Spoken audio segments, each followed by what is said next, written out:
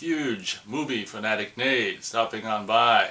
Found this at Half Price Books for $1. There was no way I was going to pass this up. I'm pretty sure I reviewed the movie last year, if you want to know. So my video or my review of this actual movie is up if you want to know my thoughts on the movie itself. This movie kind of came into my, well, I think I probably talked about that in my review, but it kind of came into my life years ago when I was able to see it for the very first time at a retro showing at a theater, projected digitally. That was really kind of cool to see it for the first time on the big screen back in like 30 years ago when I was working at Suncoast. There was no way you could ever told me that 30 or 29 years later or 20 odd, whatever, 7, I don't know when I saw it, maybe 27 years later, that I'd ever have any interest in seeing this or would see it or anything. But I gotta tell you, things change over the course of years and stuff, and you begin to maybe appreciate things in later years that you didn't think you'd ever have any interest in as a teenager or whatever. But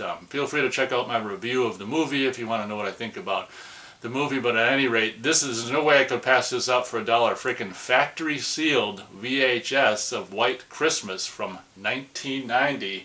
It's got, well, as we'll see when we look into it further, it's got the original shrink wrap and this really cool sticker. We'll take a look at the stuff closer. Very excited to come your way to showcase factory sealed VHS of White Christmas from 1990. As we can see in the top corner on the back, TM and copyright 1990, Paramount Pictures, all rights reserved. Taking a closer look at the front cover of this factory sealed VHS from 1990 of White Christmas. This is what the VHS release of White Christmas looked like in 1990, if you haven't guessed. And honestly, I probably talk about this in my review. I just think the cover makes the movie look completely different than it really is. Like the whole movie, how long is the movie? Yeah, it's 2 hours long. And this shot here makes the movie look all Christmassy and cozy and snowy and all this. This is the last couple minutes of the movie. Like the whole rest of the movie doesn't look or feel anything like this. There's no snow on the ground until the last few minutes of the 2-hour movie.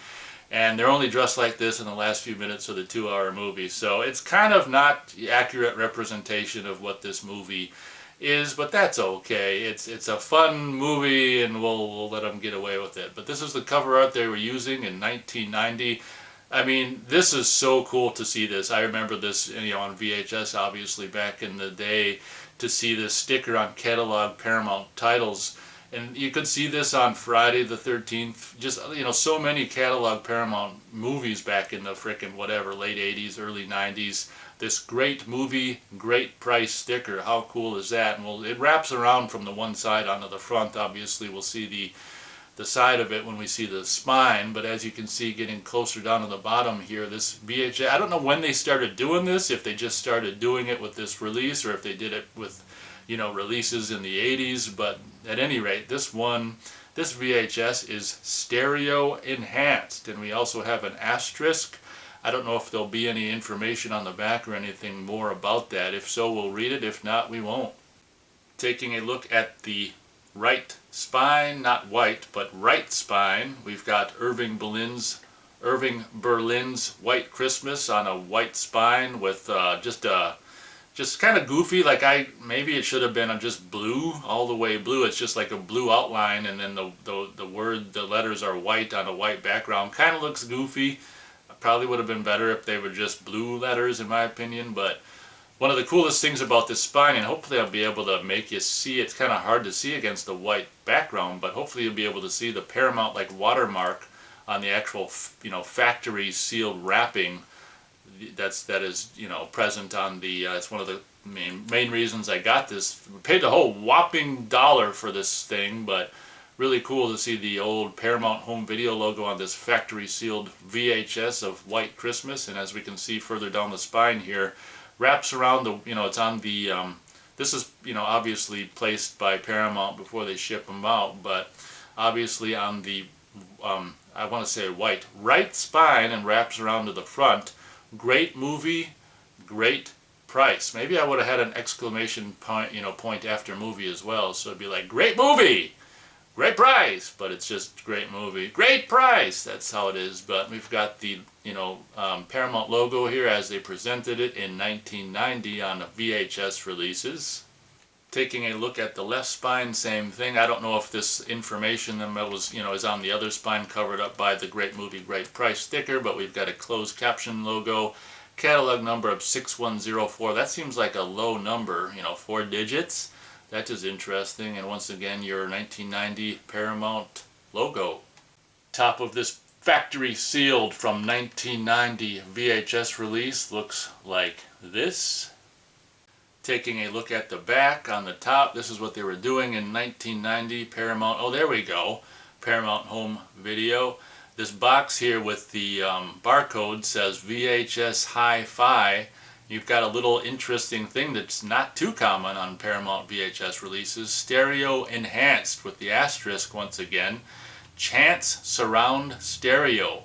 Monaural audio digitally remixed to stereo with surround channel.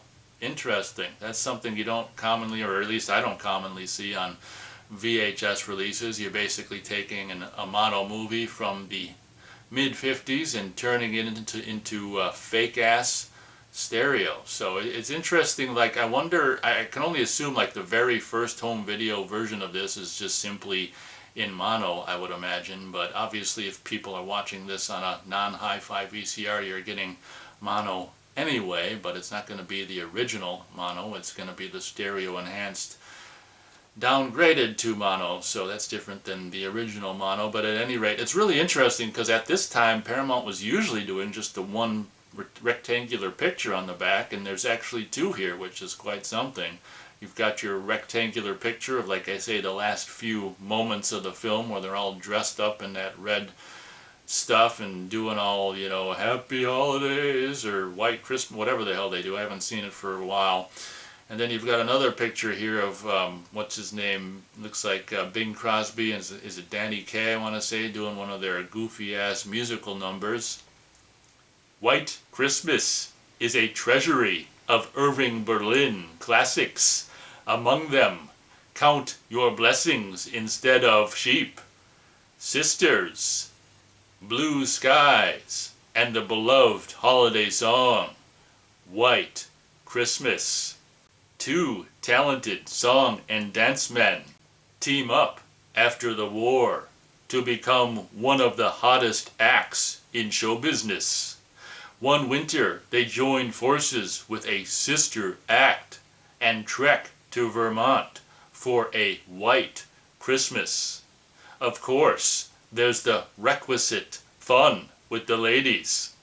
But the real adventure starts when Crosby and Kaye discover that the inn is run by their old army general who's now in financial trouble, and the result is the stuff dreams are made of.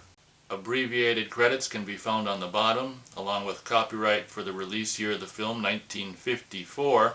And since this is freaking factory sealed VHS, we've still got your little holographic, and probably not going to be able to see how holographic it is on the video, but your holographic sticker that overlaps from the back onto the tape to indicate that this cassette has never been removed from the sleeve. I mean, obviously it couldn't with the factory wrapping either, but it's like a secondary little bit of protection, if you will.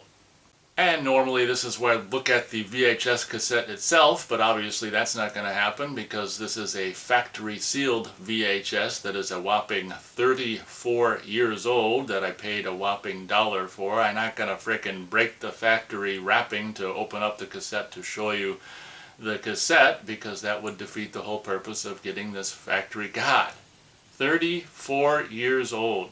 Still shrink wrapped and still new, and wow, that was definitely worth $1. So I hope you guys enjoyed the showcasing. Once again, if you want to know what I think about the actual movie itself, please feel free to check out my review of White Christmas. As I said, man, 30 years ago when I was working at Suncoast, we'd probably play this every, well, how many Christmases did I work there? I think 2. 94 and 95, around that time of year, like November, December. I think they'd probably make us play this, I would imagine, or you know, some movies like that and stuff. And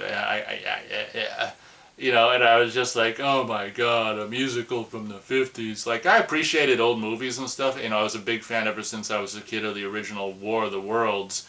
But wasn't a big fan of music. I mean, I'm still not necessarily a fan of musicals. Like, it depends on what it is and who's in it, and like, you know, this one I can deal with, I guess we'll say. But like I said, 30 years ago, if you would have told me that, you know, 20 odd years later, I'd frickin' end up, you know, watching this and buy several different versions of White Christmas, I would have said, "What you smoking, boy?" But anyway, I guess that does it for this review, or not review, showcasing. Hope you guys enjoyed. Thanks so much for watching. And as always, we'll catch you on the next video.